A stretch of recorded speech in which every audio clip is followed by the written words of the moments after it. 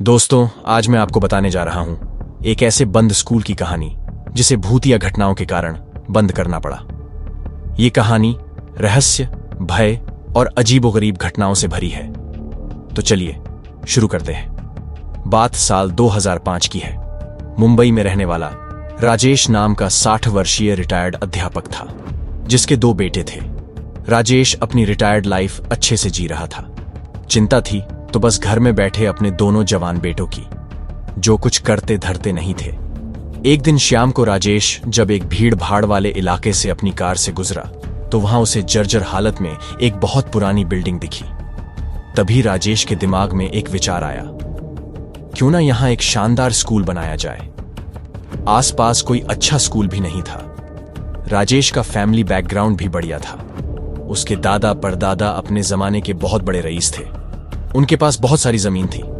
राजेश अपने पिता की इकलौती संतान था, तो सब कुछ अब राजेश का ही था। सोचा, आजकल स्कूल खोलने में अच्छी खासी कमाई है, दोनों लड़कों को यही एडजस्ट कर दूंगा। इस विचार के साथ पूरा मन बना, राजेश ने अपनी पुश्तनी जमीन का एक बड़ा हिस्सा बेच दिया और वह पुरानी इमारत खरीदकर वहां एक भव्य स्कूल बनवा दिया। राजेश खुश था, पर उसने सोचा भी नहीं था आगे उसके साथ क्या होने वाला है। मुंबई के एक भीड़ भाड़ वाले इलाके में राजेश का यह स्कूल अपनी बनावट और सुविधाओं के लिए जल्दी ही बहुत प्रसिद्ध हो गया। शानदार बिल्डिंग, बड़े बड़े हवादार कमरे और आधुनिक सुविधाओं के साथ यह स्कूल हर किसी का पसंदीदा बन गया था। शुरुआत में यह स्कूल पूरे इलाके के लिए गर्व का विषय था।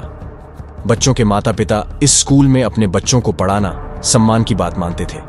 लेकिन फिर कुछ ऐसा हुआ जिसकी कल्पना भी शायद किसी ने नहीं की थी। एक आम दिन की तरह ही आज भी बच्चे अपनी कक्षाओं में बैठे पढ़ रहे थे। लंच हुआ तो रोजमर्रा की तरह कुछ बच्चे छत पर खाना खाने के लिए गए और बैठकर लंच करने लगे। तभी 8वीं कक्षा में पढ़ने वाला रोहित नाम का एक लड़का अजीब तरीके से छत से गिर गया और मर गया। स्कूल में डर का माहौल और एक अजीब सा सन्नाटा छा गया। समय बीता, सबने इसे मात्र एक दर्दनाक हादसा मानकर भुला दिया। अब भी सब कुछ पहले की तरह सामान्य भी नहीं हुआ था कि स्कूल के बाथरूम में एक और अजीब घटना हुई। पार्थ नाम का 2nd क्लास में पढ़ने वाला एक बच्चा बाथरूम में गया, लेकिन वह वापस नहीं लौटा। जब वह बहुत देर तक बाथरूम से नहीं लौटा तो टीचर ने एक अन्य बच्चे को उसे बुलाने के लिए भेजा। बाथरूम गए अवि नाम के बच्चे ने जब वहां जाकर देखा तो उसके मुख से एक जोरदार चीख निकली और वो वहीं बेहोश होकर गिर गया। चीख सुन जब स्कूल का स्टाफ और अन्य बच्चे बाथरूम गए तो उन्होंने देखा कि पार्थ खून से लथपथ फर्श पर पड़ा है और उससे कुछ दूर ही अवि भी बेहोशी की हालत में पड़ा है।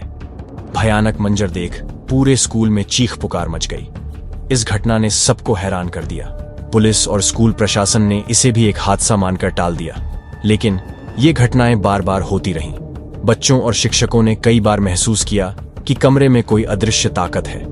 कभी कभी कुर्सियां और बेंच अपने आप खिसकने लगती। स्कूल की छत को लेकर बच्चों और अध्यापकों के बीच हमेशा डर बना रहता था। एक बार किसी काम से देर तक रुके एक शिक्षक ने देखा कि रात के समय छत पर किसी लड़की की परछाई दिखाई दे रही थी। जब वो भागकर ऊपर गया तो वहां कुछ नहीं था। अब स्कूल में थोड़े थोड़े समय में ही ऐसी अजीब गरीब घटनाएं हो रही थीं। एक बार रात के समय स्कूल के चौकीदार ने छत पर किसी के चलने की आवाज सुनी। जब वह ऊपर गया तो उसने देखा कि एक लड़की वहां खड़ी थी। उसने पूछा, तुम कौन हो? लेकिन लड़की ने कोई जवाब नहीं दिया। जैसे ही वह चौकीदार उसके करीब पहुंचा, वह हवा में गायब हो गई। रात में ड्यूटी पर रहने वाले चौकीदार ने बताया कि उसने कई बार देखा है कि स्कूल की लाइट्स बार बार अपने आप जलती और बंद हो जाती थीं। एक बार शाम के समय एक्स्ट्रा क्लास में रुके बच्चे पढ़ाई कर रहे थे। तभी अचानक पूरी कक्षा में अंधेरा हो गया। बच्चों ने सोचा कि यह बिजली की समस्या है, लेकिन तभी उन्होंने देखा कि दीवारों पर अजीब सी परछाइयां दौड़ रही हैं। कक्षा के एक कोने से किसी के रोने की आवाज आने लगी। शिक्षक ने बच्चों को चुप रहने के लिए कहा, लेकिन जब वह कोने की ओर गया तो वहां कुछ भी नहीं था। बच्चों में डर बढ़ता जा रहा था। जब पानी सिर से ऊपर निकल गया, स्कूल में हो रही घटनाएं बढ़ती ही जा रही थीं, तो पुलिस को इसमें शामिल किया गया। जब पुलिस ने इसकी पूरी तहकीकात की और अच्छे से जांच पड़ताल की तो जो सच निकल कर आया वो दंग कर देने वाला था।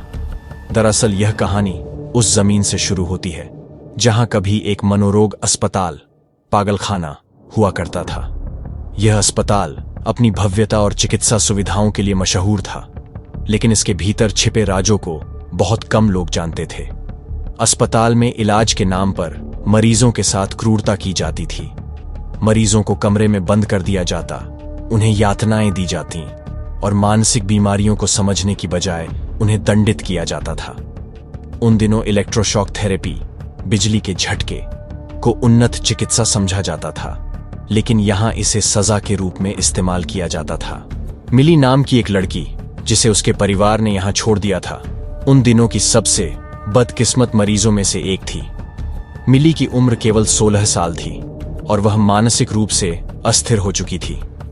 कहते हैं उसके माता पिता उसे इसलिए यहां छोड़ गए क्योंकि वह अक्सर अजीब अजीब बातें करती थी और दावा करती थी कि वह मृत लोगों से बात कर सकती है। मिली को अस्पताल के सबसे गहरे और अंधेरे कमरे में रखा गया था। वहां एक छोटी सी खिड़की थी जिससे मुश्किल से रोशनी अंदर आती थी। डॉक्टरों ने उस पर कई प्रयोग किए, जिसमें उसे एक लोहे की कुर्सी से बांध दिया जाता और बिजली के झटके दिए जाते।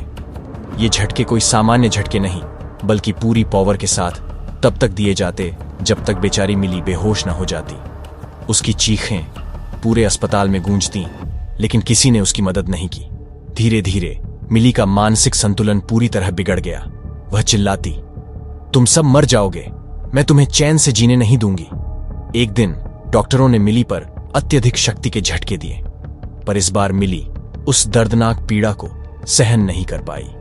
उसने अपनी जगह से हिलना बंद कर दिया। उसके मुंह से झाग निकलने लगे और उसकी आंखें खुली रह गईं। डॉक्टरों ने उसे मृत घोषित कर दिया, लेकिन उसकी आत्मा को शांति नहीं मिली।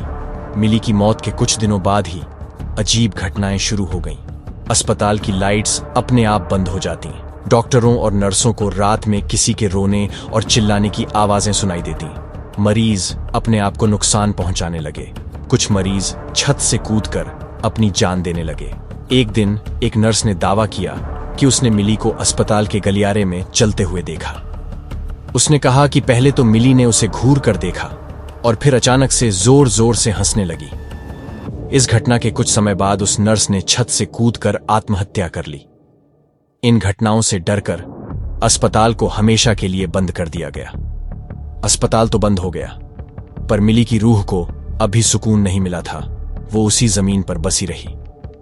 जब उस जमीन पर फिर से निर्माण कार्य शुरू हुआ, तो सालों से सोई हुई मिली की रूह फिर से जाग उठी और एक के बाद एक घटनाएं होने लगी।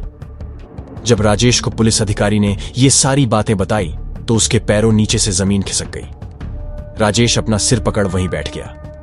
राजेश ने बड़े से बड़े तांत्रिकों की मदद ली, बड़े से बड़े ज्ञानी विद्वान पंडितों को बुला हवन करवाया, लेकिन कुछ फर्क नहीं पड़ा। हर न्यूज़पेपर और टीवी चैनल पर मुंबई के इस बदनाम, रूह कपा देने वाले स्कूल के चर्चे थे। अब कोई भी अभिभावक अपने बच्चों को इस स्कूल में नहीं भेजना चाहता था। अंत में थक हार कर राजेश को यह स्कूल बंद करना पड़ा। स्कूल को बंद हुए कई साल बीत चुके हैं। अब यह एक वीरान इमारत बन चुकी है, लेकिन आसपास के लोग दावा करते हैं कि वहां अभी भी असामान्य गतिविधियां होती हैं। गांव वालों का कहना है कि रात के समय स्कूल से बच्चों के हंसने और खेलने की आवाजें आती हैं, लेकिन जब वे अंदर झांकने की कोशिश करते हैं तो वहां कुछ नहीं होता। पुलिस और मीडिया ने कई बार इस स्कूल की जांच की, लेकिन उन्हें कभी कोई ठोस सबूत नहीं मिला। हालांकि कई रिपोर्टर्स ने यह स्वीकार किया कि उन्हें वहां अजीब घटनाओं का अनुभव हुआ। धन्यवाद दोस्तों। जल्दी ही मिलते हैं एक और नई और दिल दहला देने वाली वीडियो के साथ। तब तक सावधान रहें, सतर्क रहें